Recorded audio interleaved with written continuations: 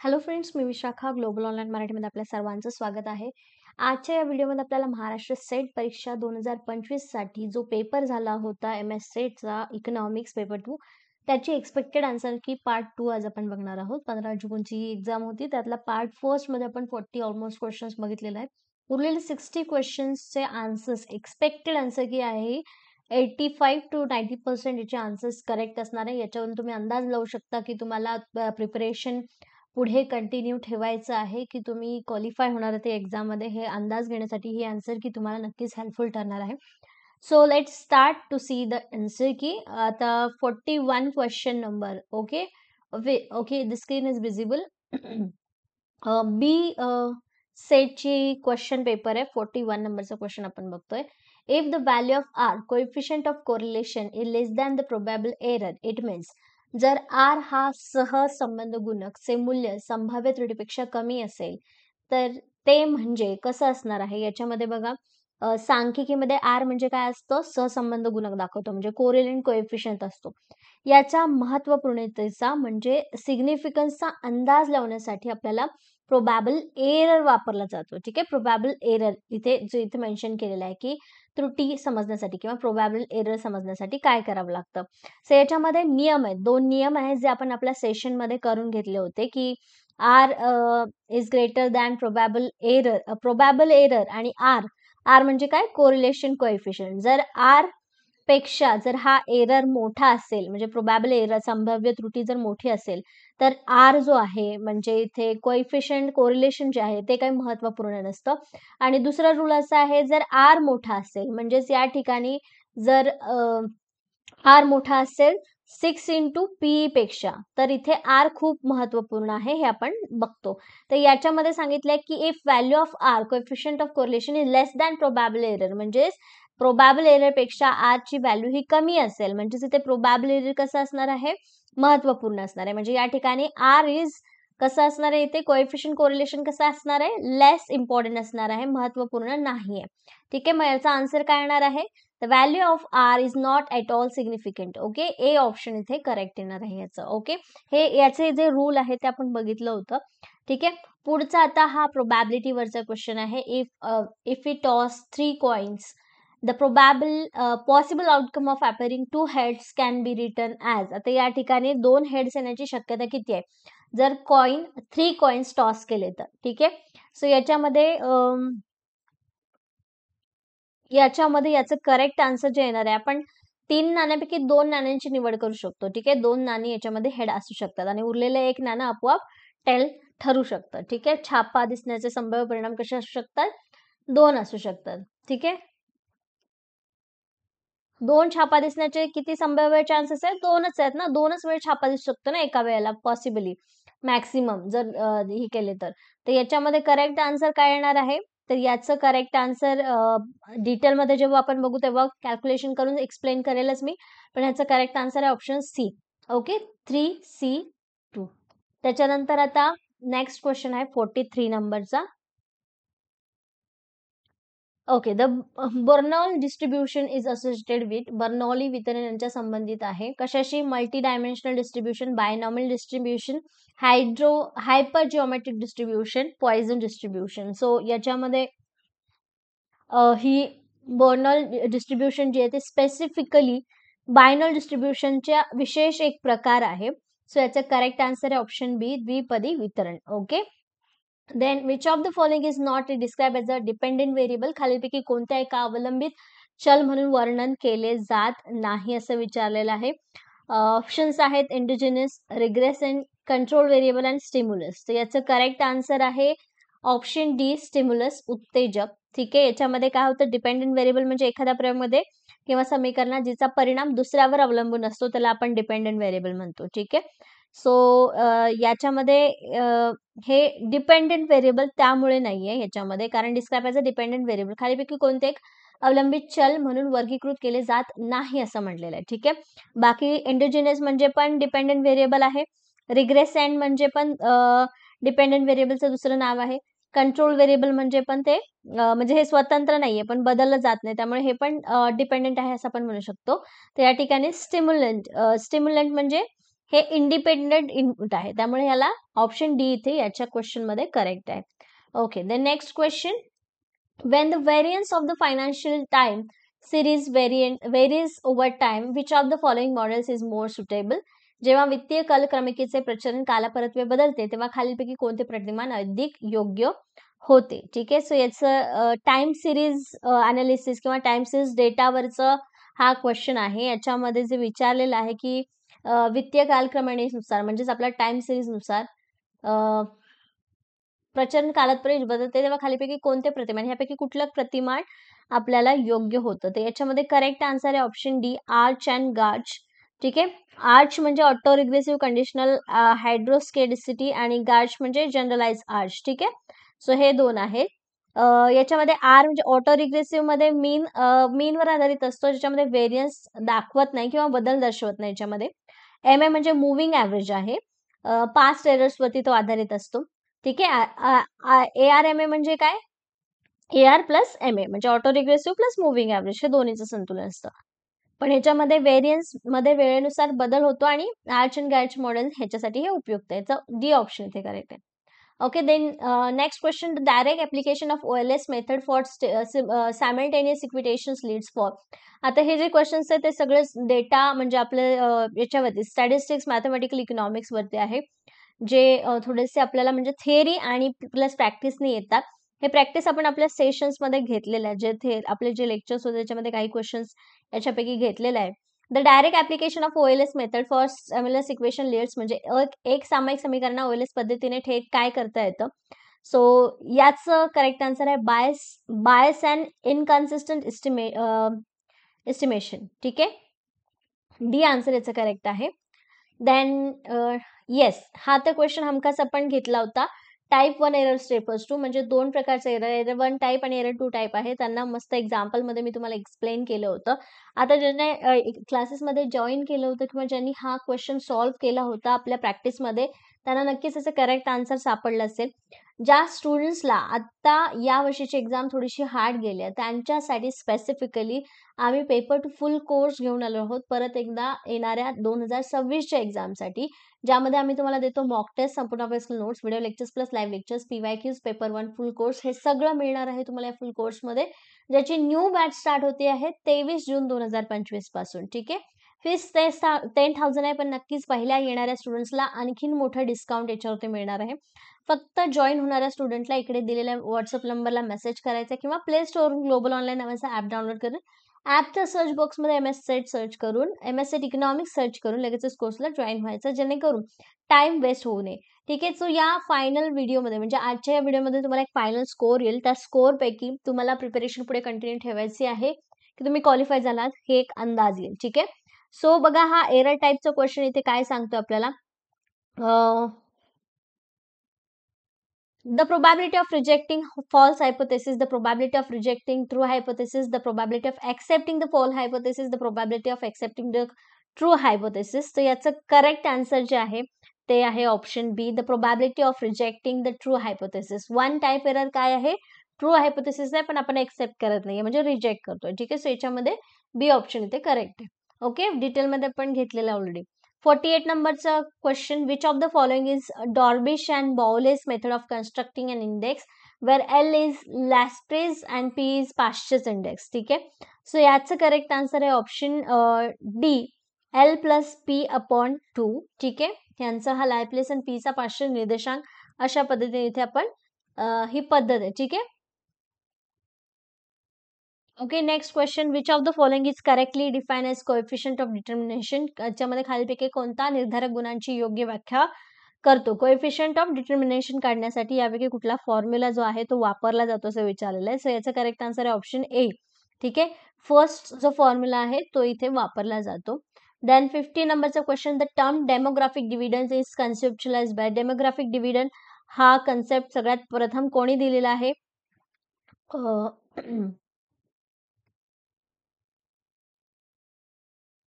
Okay, so हे options आहेत त्याच्यापैकी करेक्ट आन्सर सर्वात प्रथम डेव्हिड कॅनन आणि डेव्हिड ब्लूम या दोघांनी ही कन्सेप्ट दिलेली आहे डेमोग्राफिक डिव्हिडंड. ठीक आहे, त्यानंतर नेक्स्ट क्वेश्चन 51 नंबरचा question. The first stage of demographic transaction is not so harmful because आता ही जी सगळ्यात पहिली स्टेप आहे डेमोग्राफिक ट्रान्झॅक्शनची ती एवढी हार्ड नाही असं म्हटलेलं आहे किंवा हानिकारक नाही असं म्हटलंय.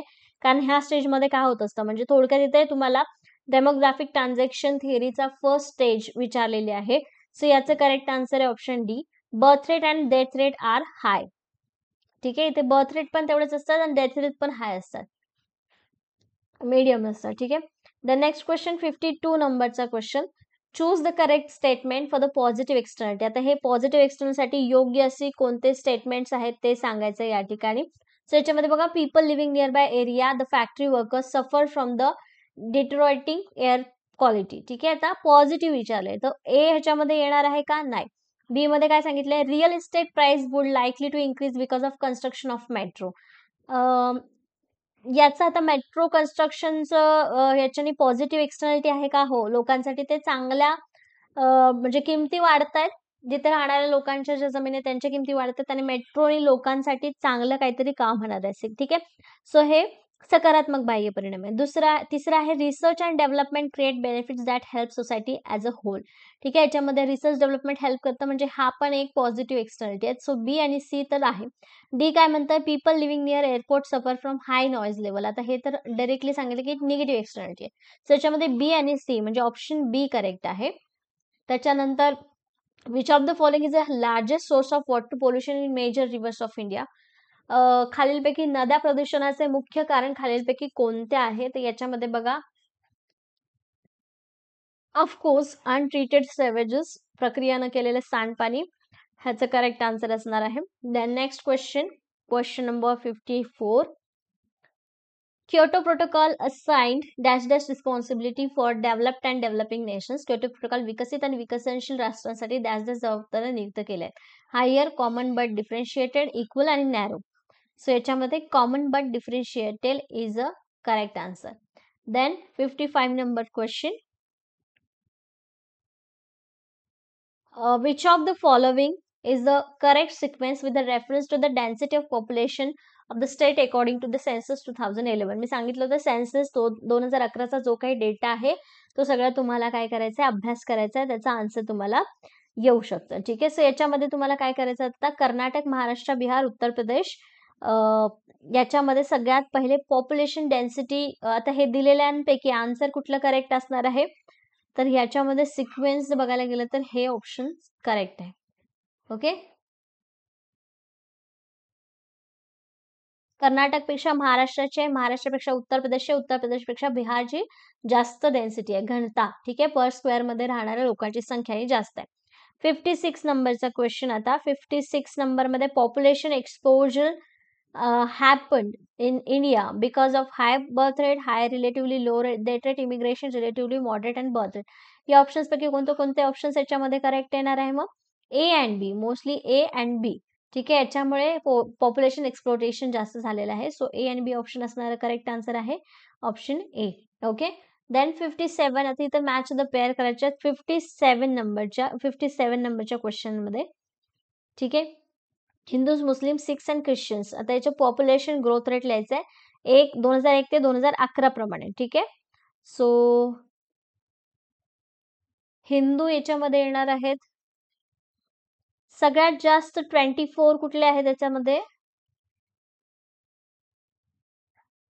लोकसंख्या वाढीची टक्केवारी याच्यामध्ये लक्षात घेतल्या 2001 पासून ते 11 पर्यंत. सो यानुसार जर कॅल्क्युलेट केलं तर सगळ्यात कमी जे शीख आहे, सगळ्यात कमी तर शीख आहेत म्हणजे च 4 येणार आहे. च 4 असेल, च 4 असलेले हे दोन ऑप्शन आहेत. तर याच्यामध्ये बी आणि सी पैकी करेक्ट आन्सर जे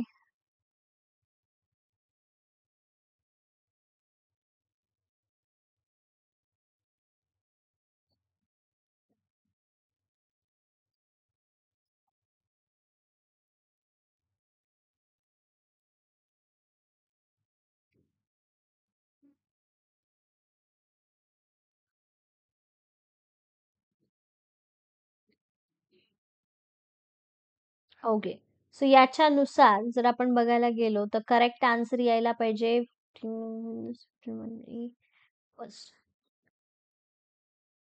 It's a second. 16.8.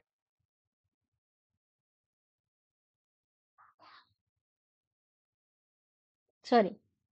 First,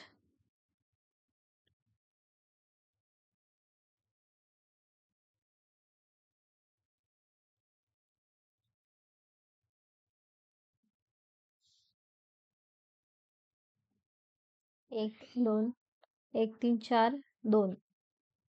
1, 3, 4, 2. Okay. So याचं करेक्ट आन्सर नाही. हिंदूज डी आन्सर याच्यामध्ये करेक्ट यायला पाहिजे.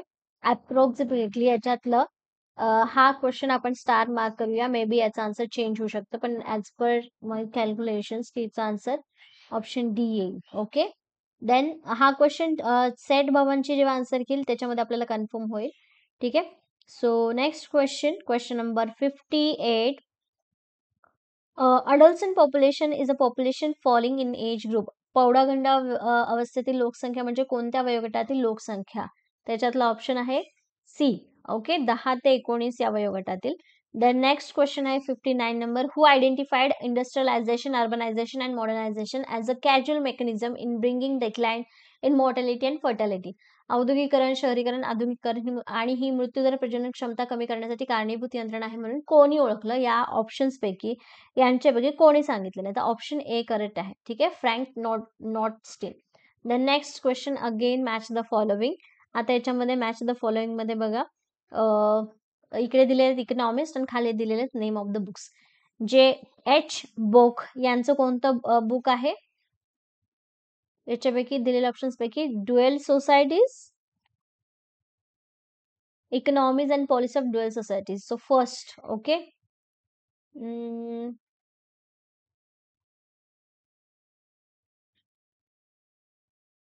ओके. हिचं फर्स्ट येईल समजा, जे बुकचं फर्स्ट येईल. बजामिन हिगिन्स हिगिन्स यांचं कोणतं बुक आहे? मग यांचं आहे इकॉनॉमिक डेव्हलपमेंट यापैकी. सेकंड,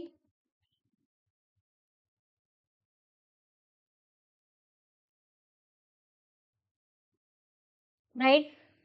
एचमेंट यांचं इकॉनॉमिक्स ऑफ डेव्हलपिंग कंट्रीज म्हणजे सी थर्डच येणार. आणि सिमॉन कुझनेट्स यांचं मॉडर्न इकॉनॉमिक ग्रोथ. ठीक आहे, म्हणजे 4. तर याच्यामध्ये असंच येणार आहे 1, 2, 3, 4. सो ए ऑप्शन इथे करेक्ट येणार आहे. देन 61 नंबरचा क्वेश्चन आहे. 61 नंबरच्या क्वेश्चन मध्ये त्याने विचारलेलं आहे, the technological dualism in under develop countries could be broken through. आणि याचं करेक्ट आन्सर आहे option C, planning for increase productivity in rural sector.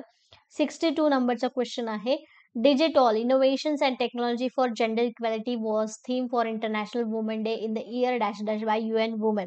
ठीक आहे. सो याच्यामध्ये असं विचारलेलं आहे की वुमेन्स डे जो होता, innovations and technology for gender equality was theme for international women's day. International women's day 8 March, right. So या 8 मार्चला यापैकी कोणती थीम जी होती ती तुम्हाला इथे दिली होती ह्या इयर पैकी UN वुमेनने. ठीक आहे. सो याचं करेक्ट आन्सर येईल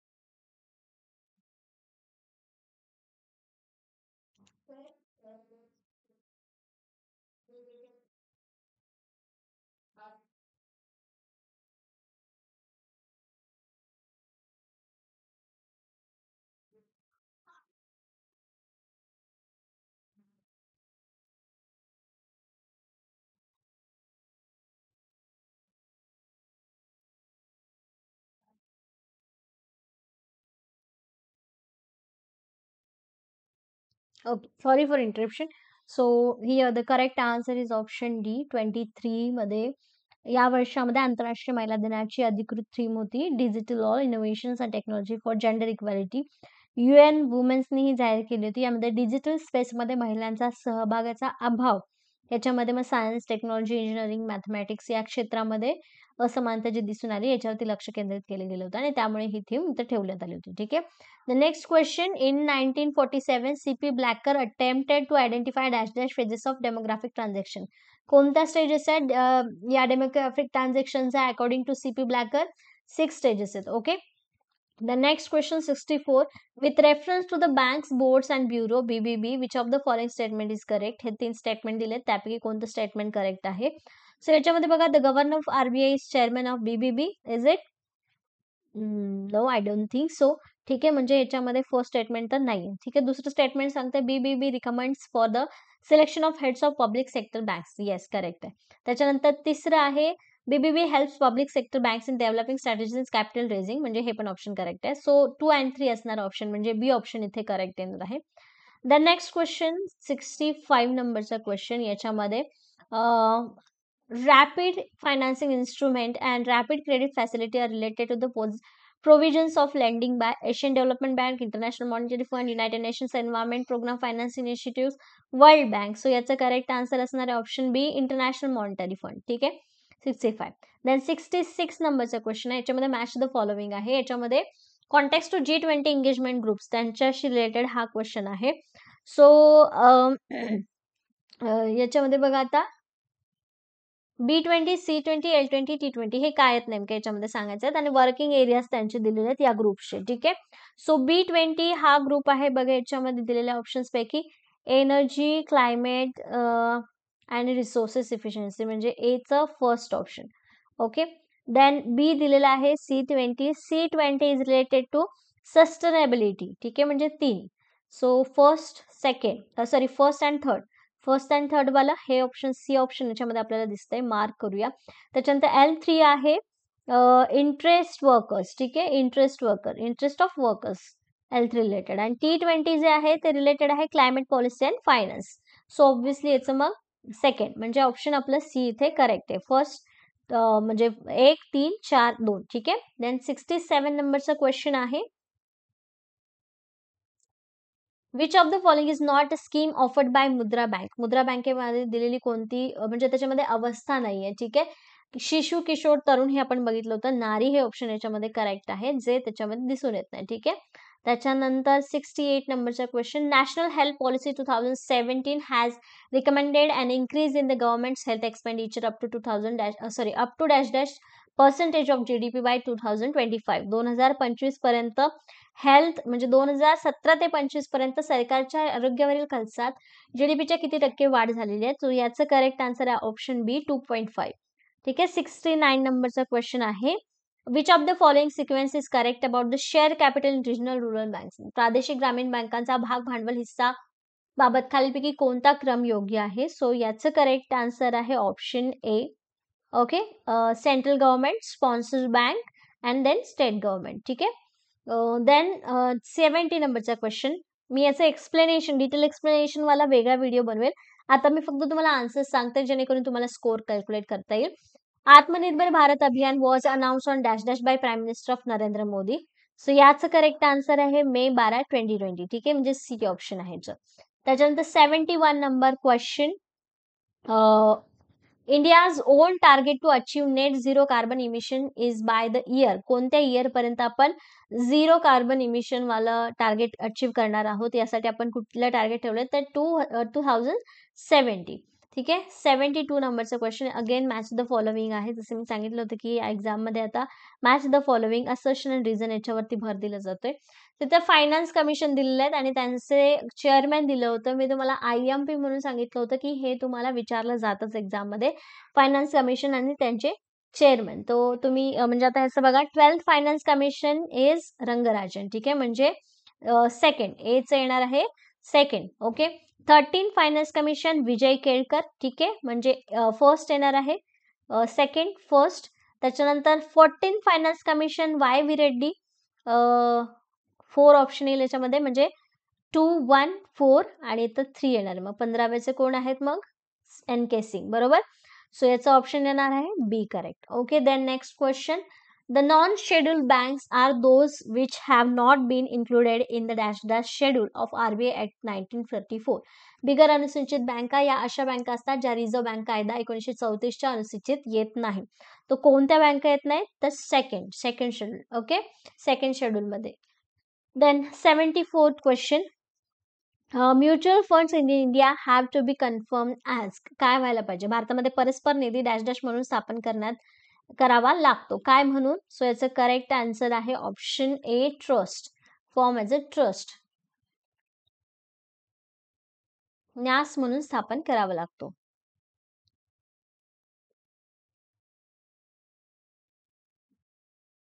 ओके. देन 75 नंबरचा question, the Tarapur committee appointed in 1997 was for which of the following response. कुठल्या पर्पजसाठी तारापूर कमिटी अपॉइंट केली होती 1997 मध्ये? सो याचं करेक्ट आन्सर आहे option B, to work on capital account convertibility of rupee. रुपयाच्या भांडवली खात्यावरील परिवर्तने काम करण्यासाठी ती अरेंज केली होती. द नेक्स्ट क्वेश्चन 76 नंबरचा क्वेश्चन आहे, the prevention of money laundering act was passed in the year. अवैध आर्थिक व्यवहार प्रतिबंध अधिनियम कायदा पुढीलपैकी कोणत्या वर्षी संमत झाला होता? सो 2002 याचं वर्ष आहे आणि 2005 पासून तो अंमलात आणला होता, पण 2002 साली तो मंजूर झालेला आहे. Okay.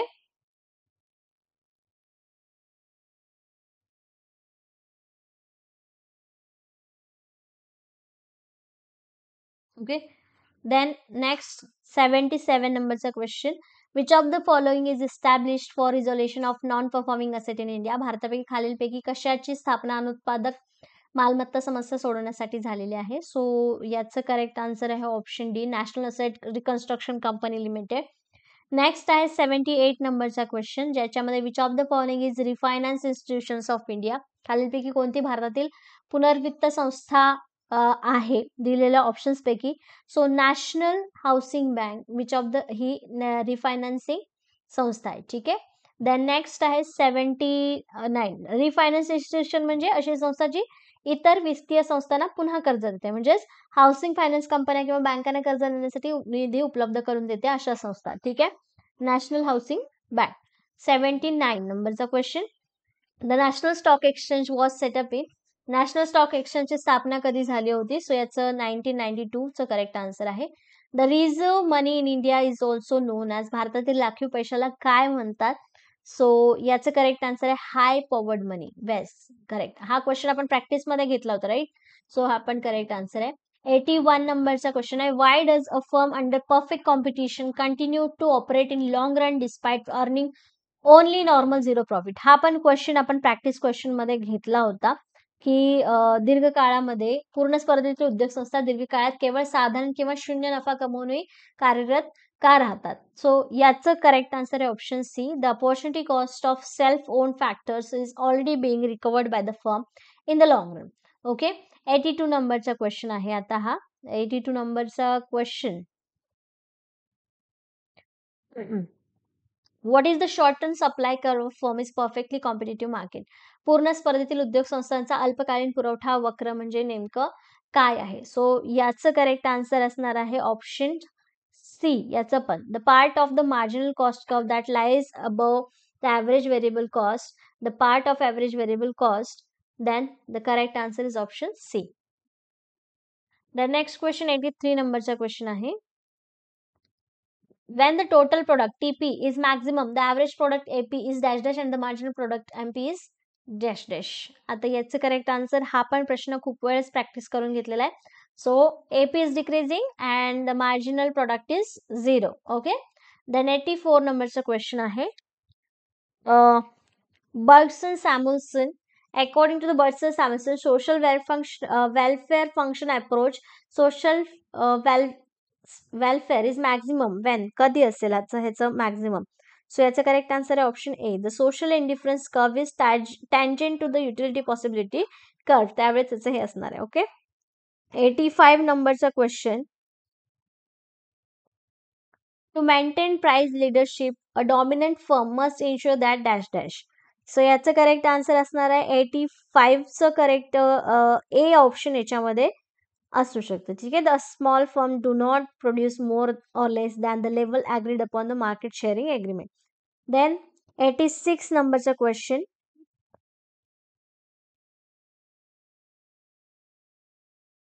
85चे yes. 86चं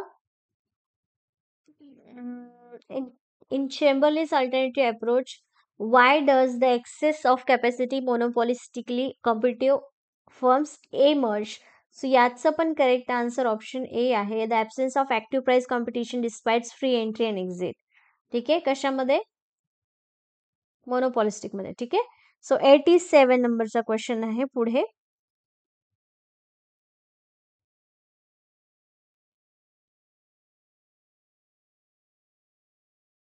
Which of the following term is more important in welfare economics and designing the government policies? So याच्यामध्ये इक्वी मार्जिनल युटिलिटी हा करेक्ट आन्सर आहे. आवश्यक आहे. आपण युजेस पण बघितले होते. 88 नंबरचा question. Which of the following is an example of adverse selection? Great. हा तर ॲडवर्स सिलेक्शन वरचा क्वेश्चन आहे.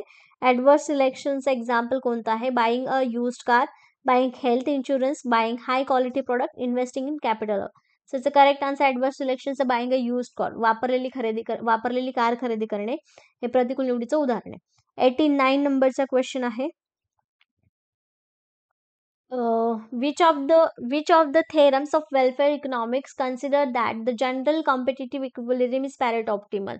कल्याणकारी अर्थशास्त्राच्या कोणत्या प्रमेयाने विचार केला की सामान्य स्पर्धात्मक संतुलन पेरेटो इष्टतम आहे? सो याचं करेक्ट आन्सर आहे option A. Only first theorem of welfare economics. हे 3 थेरम वेलफेअर इकॉनॉमिक्सचे. ठीक आहे. त्याच्यानंतर 90 नंबरचा क्वेश्चन आहे. Which of the following explains the concept of risk? खालीपैकी कोणते जोखीम संकल्पना स्पष्ट करतं? 90 नंबरचा क्वेश्चन. सो याच्यामध्ये बघा ऑप्शन ए मोस्ट करेक्ट वाटतं मला, की Wien the variability of possible outcome is very high. ठेवा. संभाव्य निष्पत्तींची परिवर्तनशीलता खूप जास्त असते त्यावेळेस. ओके. 91 नंबरचा क्वेश्चन. 91 नंबरचा क्वेश्चन. याच्यामध्ये बघा which of the following statements is true for assumption of pure competition? Pure कॉम्पिटिशनचे अजम्पशन्स कोणते कोणते आहेत ते बघायचे आहेत. A firm in pure competition is a price takers. हे प्राइस टेकर्स असतात. पहिलं बरोबर आहे. The firms produce homogeneous product. दुसरं पण बरोबर आहे. त्याच्यानंतर तिसरं म्हणतं this market include large number of firms. Large number of firms पेढ्यांचा मोठ्या संख्येने समावेश होतो याच्यामध्ये. ऍक्च्युली याच्यामध्ये आपण म्हणू शकतो 3 पण करेक्ट आहे. कारण मेनी सेलर्स मेनी बायर्स असतात परफेक्ट कॉम्पिटिशनमध्ये. त्यामुळे थर्ड पण बरोबर आहे. The firms produce heterogeneous product. No, homogeneous product इथे प्रोड्यूस केले जातात. त्यामुळे फक्त 1, 2, 3 स्टेटमेंट बरोबर आहे. त्याच्यामध्ये डी आन्सर येणार आहे. ओके. प्युअर कॉम्पिटिशन म्हटलेलं ना, पूर्ण स्पर्धेची गृहीतक. येस. नेक्स्ट क्वेश्चन 92 नंबरचा क्वेश्चन आहे. आता हा in the equation CP is equal to KYP. K is equal to म्हणजे के इथे काय दाखवलेलं आहे? Interest rate, the proportion of non human, wealth of the human, desire to add one's wealth, inflation rate and permanent income. याच्यापैकी K काय काय घटक दाखवू शकतो? तर हे समीकरण जे आहे ते फ्रीडमन यांच्या परमनंट इन्कम हायपोथेसिस वरती आधारित आहे. जसे या फॉर्म्युलामध्ये कपात खर्च म्हणजे परमनंट कन्झम्पशन हा के म्हणजे स्थिर गुणोत्तराने स्थायी उत्पन्नावर दाखवत असतो. ठीक आहे. म्हणजे YP वर दाखवत असतो. सो या संकल्पनेत के म्हणजे जो या गोष्टींवरती अवलंबून असतो. म्हणजे स्थायी खर्च कुठल्या कुठल्या घटकांवरती अवलंबून असतो तर याचं करेक्ट असणार आहे. याच्यामध्ये desire to add one's wealth असेल, त्याच्यानंतर इन्फ्लेशन रेट असेल आणि परमनंट इन्कम या सगळ्यांवरती ते अवलंबून असणार आहे. म्हणजे याच्यामध्ये 3, 4 आणि 5 हे आन्सर येणार आहे. ओके. 93 नंबरचा question. Which is the short run Keynesian consumption function? कोणतं ह्याच्यातलं short run consumption function? So याचं करेक्ट आन्सर आहे option A. C is equal to A plus BY. Okay. Then 94 numberचा question next. When income of individuals or household falls, their consumption expenditure does not fall to that extent. This is known as, याला काय म्हणतो आपण? So याचा रॅचेट effect म्हणतो याला आपण, रॅशेट effect. Okay. जेव्हा व्यक्ती किंवा कुटुंबाचं उत्पन्न कमी होतं तेव्हा त्यांचा उपभोग खर्च त्याच प्रमाणात कमी होत नाही, त्याला म्हणतात रॅशेट परिणाम. ठीक आहे. नेक्स्ट 95 नंबरचा क्वेश्चन.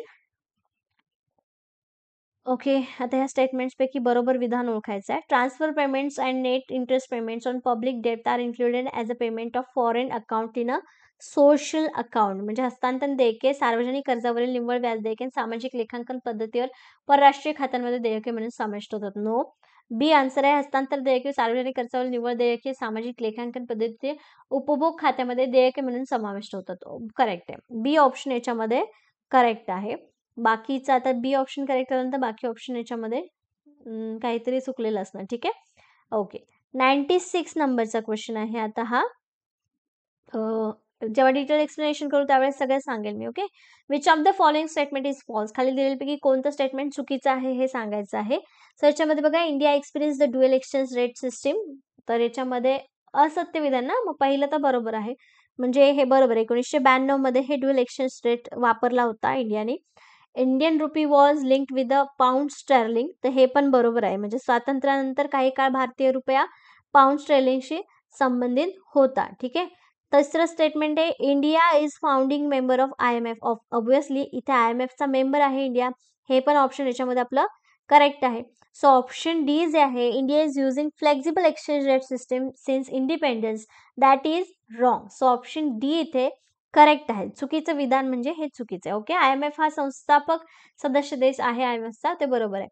97 नंबरचा क्वेश्चन आता याच्यामध्ये आपण बघतोय. 97 नंबरच्या क्वेश्चन मध्ये बघा, balance budget 97 sorry, in the Keynesian range of the LM curve. म्हणजे केलेम वक्राच्या 81 टप्प्यामध्ये काय दिसून येतं. तर LM कर्व म्हणजे लिक्विडिटी ऑफ मनी. ठीक आहे. पैशाच्या पुरवठ्याशी रिलेटेड हा कर्व आहे. सो याचं करेक्ट आन्सर आहे ऑब्विसली ऑप्शन ह्याच्यापैकी आपण म्हणू शकतो monetary policy full effectiveness. Yes, A हे आन्सर याच्यामध्ये करेक्ट आहे. ओके. मौद्रिक धोरण काय म्हणू शकतो,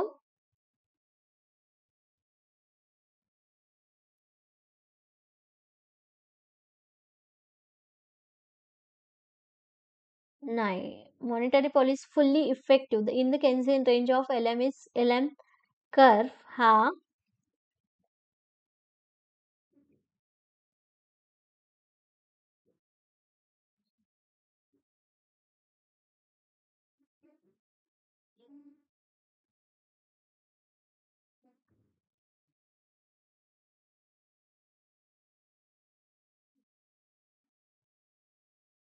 इफेक्टिव्ह फुली इफेक्ट मौद्रिक धोरण पुरेपूर प्रभावी ठरण्यासाठी LM वक्राचा वापर होत नाही ते ऍक्च्युली. सो याच्यामध्ये आपण स्टेटमेंट दोन्हीही फॉल्स असं म्हणू शकतो. पण in the Keynesian range of the LM curve, ठीक आहे, सध्या तरी आपण हे फॉल्स पकडूया. म्हणजे डी ऑप्शन याच्यामध्ये करेक्ट पकडूया. ए पेक्षा डी ऑप्शन याच्यामध्ये जास्त बरोबर वाटतंय. ठीक आहे. दोन्हीही जे आहेत, म्हणजे मॉनिटरी पॉलिसी म्हणजे काय, पैशाचा पुरवठा वाढवणे. ठीक आहे. जे इनइफेक्टिव्ह अप्रभावी असतो याच्यामध्ये जर आपण म्हटलं तर LM कर्व. सो याच्यामध्ये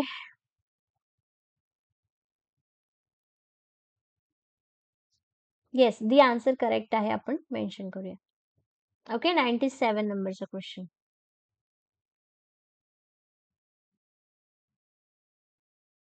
नेक्स्ट क्वेश्चन कडे जाऊया.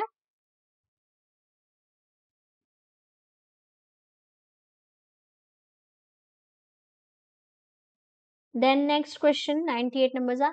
Balanced budget multiplier BBM states that if government spending and taxes change in equal amount, then income will be changed by the amount equal to the change in government expenditure, and the value of multiplier will be how much? 1. Same direction म्हणजे balance budget आहे ना तिथे, मग तिथे एकच answer येणार आहे. Balance budget म्हणजे इज इक्वल टू 1 येणार आहे. बरोबर. हे पण क्वेश्चन आपण वेगळ्या पद्धतीने विचारला होता. ओके. 99 नंबरचा question. The ratio of cumulative loss of GDP as a result of deflation policy to the reduction of inflation that is actually achieved is dash dash. आता याच्यामध्ये 99 नंबर क्वेश्चनचा आन्सर आपण जर बघायला गेलो तर सॅक्रिफाईस रेशिओ याला आपण म्हणू शकतो. बी त्याग गुणोत्तर याला आपण म्हणू शकतो. स्थूल राष्ट्रीय उत्पन्नात झालेले संचयी घट आणि चलन विस्ताराचे प्रत्यक्ष घट यांचं गुणोत्तर म्हणजे त्याग गुणोत्तर. किती त्याग केलेला आपण त्याचा गुणोत्तर याच्यामध्ये आहे. Okay. Last question for this question paper. Which of the following are not the classical principles. दिलेल्या ऑप्शन्स पैकी कोणता क्लासिकल प्रिन्सिपल नाहीये, सनातनवादी अर्थशास्त्राच्या तत्वात बसत नाही हे सांगितलेलं आहे. Option A supply is equal to the demand. ठीक आहे.